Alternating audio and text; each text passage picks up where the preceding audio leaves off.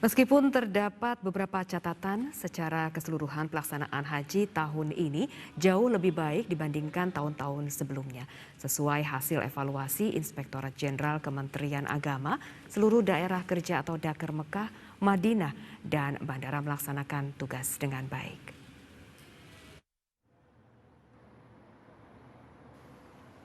Sampai hari ini pelaksanaan haji tahun ini berjalan dengan baik.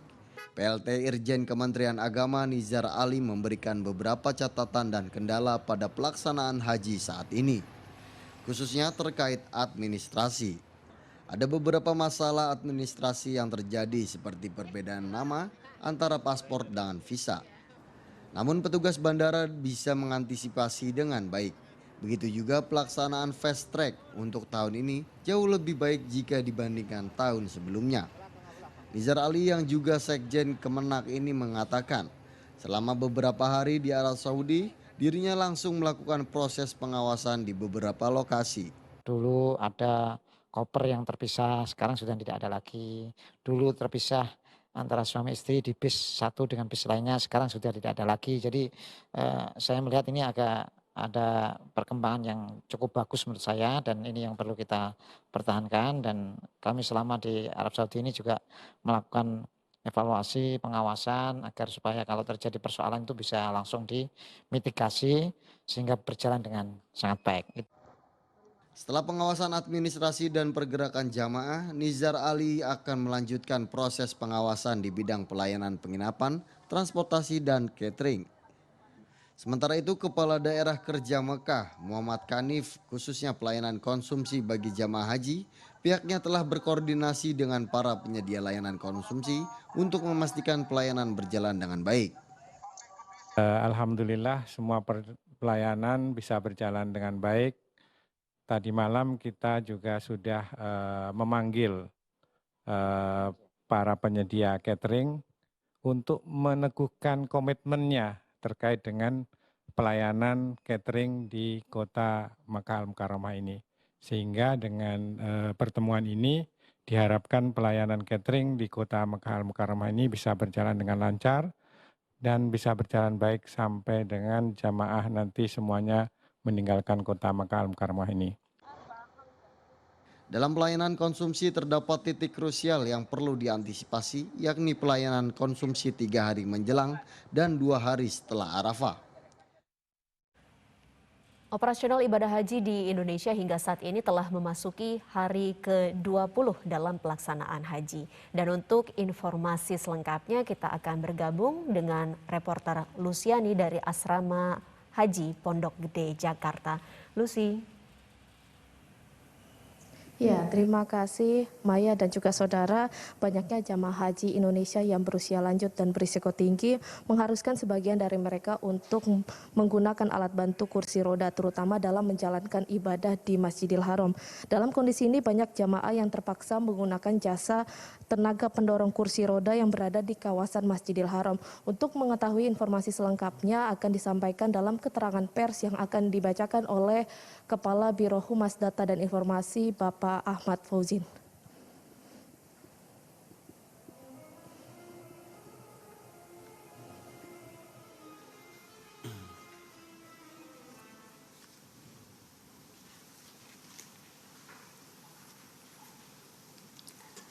Assalamualaikum warahmatullahi wabarakatuh.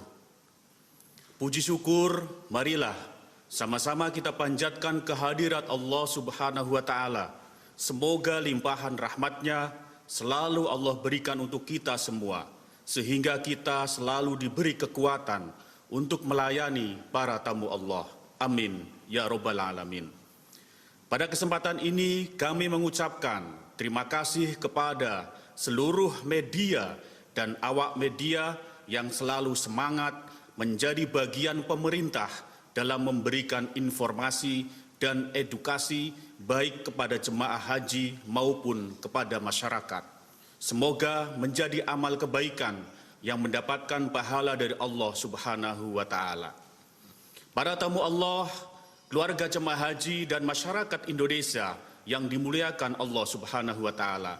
Hari ini kita telah memasuki hari ke-20 operasional penyelenggaraan ibadah haji tahun 1443 Hijriah 2022 Masehi.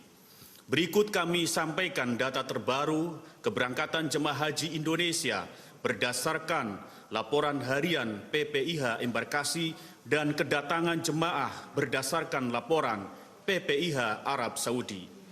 Hari ini jemaah haji reguler yang tiba di Jeddah sebanyak 3.270 orang, sehingga total yang telah diberangkatkan ke Tanah Suci sebanyak 57.100 orang, dan jemaah haji khusus sebanyak 1.827 orang. Bapak, Ibu, Saudara yang kami hormati, rencana keberangkatan jemaah haji Indonesia gelombang kedua Kamis 23 Juni 2022 akan diberangkatkan sebanyak 11 kelompok terbang dari 7 embarkasi, yaitu BPN Balikpapan, BTH Batam, JKS Jakarta Saudi Airlines, LOP Lombok, SOC Solo, SUB Surabaya, dan UPG Ujung Pandang dengan jumlah sebanyak 4.429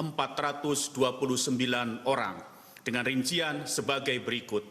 BPN 1 kelompok terbang dengan jumlah jemaah dan petugas 360 orang.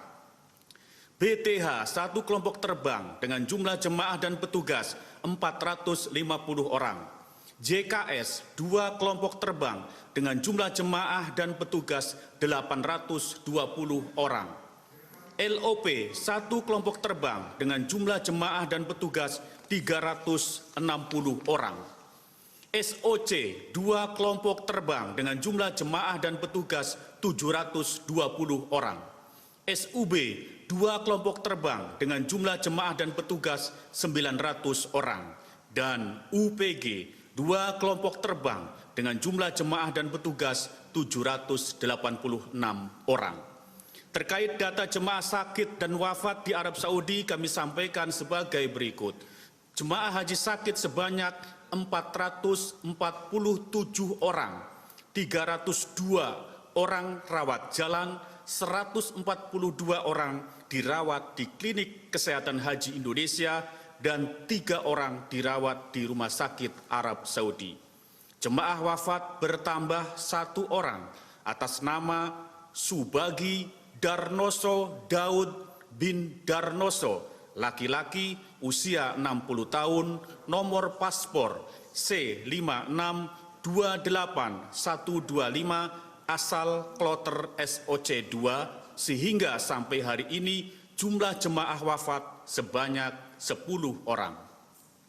Kondisi cuaca di Arab Saudi saat ini dilaporkan bahwa rata-rata suhu tertinggi 46 derajat Celcius. Kami selalu mengimbau kepada jemaah haji Indonesia membatasi aktivitas di luar ruangan, selalu memakai alas kaki, jangan menunggu haus untuk minum, menjaga kesehatan dengan makan tepat waktu, serta istirahat yang cukup.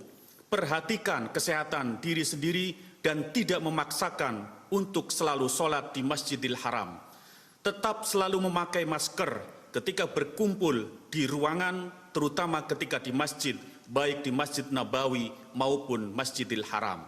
Kepada seluruh petugas agar selalu mengingatkan jemaah, begitu juga jemaah agar saling mengingatkan antara yang satu dengan yang lain demi kesehatan bersama. Bapak, Ibu, Saudara sekalian yang kami hormati, pada kesempatan ini kami perlu menyampaikan hal-hal yang berkaitan dengan fasilitas jasa resmi pendorongan kursi roda di Masjidil Haram yang dapat dimanfaatkan jemaah haji Indonesia untuk pelaksanaan tawaf dan sa'i sebagai berikut. Jasa layanan kursi roda membuka layanan di 3 terminal sekitar Masjidil Haram, yaitu di Shib Amir, di Jiyad, dan di Bab Ali. Waktu layanan dari sore hari setelah waktu asar sampai dengan malam hari, sedangkan pagi dan siang hari tidak ada dikarenakan cuaca yang sangat panas. Jemaah yang memerlukan jasa layanan pendorongan kursi roda dapat langsung menuju terminal angkutan sholawatnya masing-masing. Di tempat layanan terdapat PPIH khusus Masjidil Haram yang siap 24 jam melayani jemaah dengan memfasilitasi dan mendata. Selanjutnya akan menghubungkan dengan jasa resmi pendorongan kursi roda Masjidil Haram. PPIH sektor khusus juga akan mendampingi jemaah melakukan transaksi langsung dengan jasa resmi pendorongan kursi roda Masjidil Haram untuk menghindari hal-hal yang dapat merugikan jemaah haji. Kisaran harga antara 200 sampai dengan 250 real, tergantung situasi, sepi atau ramenya pengguna jasa. Apabila di terminal tidak terdapat jasa resmi pendorongan kursi roda, PPIH sektor khusus akan mencarikan ke dalam Masjidil Haram dan jemaah dapat menunggunya. Guna mengetahui lebih lanjut, kami imbau agar berkonsultasi melalui WhatsApp Center di nomor +966 503 5000017. Pemerintah berharap jemaah haji Indonesia yang membutuhkan jasa layanan pendorongan kursi roda di Masjidil Haram dapat terlayani dengan baik, tidak menggunakan jasa pendorongan yang tidak resmi, dan selalu berkonsultasi terlebih dahulu. Bapak Ibu sekalian yang kami hormati, demikian yang kami sampaikan. Mari bahu-membahu bersama dengan pemerintah dalam memberikan pembinaan, pelayanan dan perlindungan terbaik kepada jemaah haji Indonesia. Semoga penyelenggaraan ibadah haji tahun ini dapat berjalan dengan lancar dan jemaah dapat beribadah dengan aman dan nyaman. Haji Indonesia mabrur, sehat, barokah. Wallahul muwafiq ila aqwamit thoriq. Wassalamualaikum warahmatullahi wabarakatuh.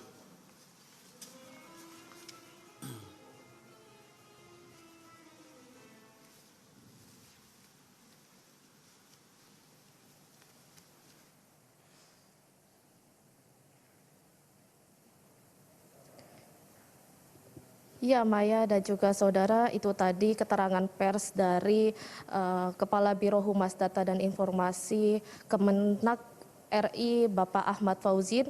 Tadi Kementerian Agama mengimbau agar para jamaah haji yang membutuhkan jasa tenaga pendorong kursi roda bisa berkoordinasi dengan petugas penyelenggara ibadah haji, dan untuk tarifnya sendiri kisarkan dari 200 hingga 250 real. Demikian informasi dari Asrama Haji Pondok Gede, Jakarta Timur. Kembali ke Maya. Baik, terima kasih Luciani. Sementara itu 360 jamaah calon haji di embarkasi Haji Balikpapan menjalani karantina selama 1 kali 24 jam dan pemeriksaan kesehatan serta pembekalan haji sebelum berangkat ke Tanah Suci Mekah. Dan untuk mengetahui informasi selengkapnya kita menuju ke reporter Angki Crescentia. Angki. Ya, selamat siang Maya dan juga saudara. Dapat kami informasikan bahwa memang ada 360 orang calon jemaah haji yang saat ini tengah menjalani karantina di Asrama Haji Embarkasi Balikpapan, Provinsi Kalimantan Timur, yang terdiri dari 356 jemaah dan juga 4 orang lainnya merupakan panitia penyelenggara ibadah haji ataupun juga pendamping haji daerah.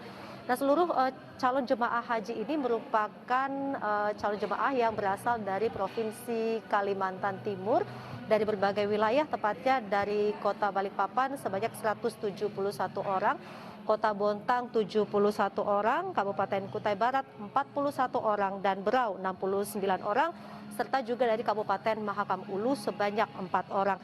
Sementara untuk pendamping haji ini masing-masing 1 orang merupakan tim pemandu haji dan juga tim pembimbing ibadah haji Indonesia, dan 2 orang lainnya merupakan tenaga kesehatan ibadah haji Indonesia. Dan kami informasikan pula saudara kepada Anda bahwa saat ini memang saya sudah berada di Asrama Haji Balikpapan, di mana yang kita lihat di belakang saya ini adalah salah satu aktivitas yang sementara dilakukan oleh para calon jemaah haji, di mana mereka saat ini tengah makan siang setelah sebelumnya mereka juga sudah menunaikan ibadah sholat zuhur, karena memang di asrama haji Balikpapan ini aktivitas para calon jemaah haji sangat-sangat diperhatikan dan juga asupan nutrisi calon jemaah haji sangat-sangat dijaga. Dan mereka juga dibatasi untuk kemudian menerima dan mengkonsumsi makanan dari luar karena belum terjamin kebersihan dan juga higienitasnya begitu, sehingga pihak panitia penyelenggara ibadah haji tentu tidak mau mengambil risiko dan juga meminimalisir kondisi-kondisi yang dapat mengganggu kesehatan dari para calon jemaah haji.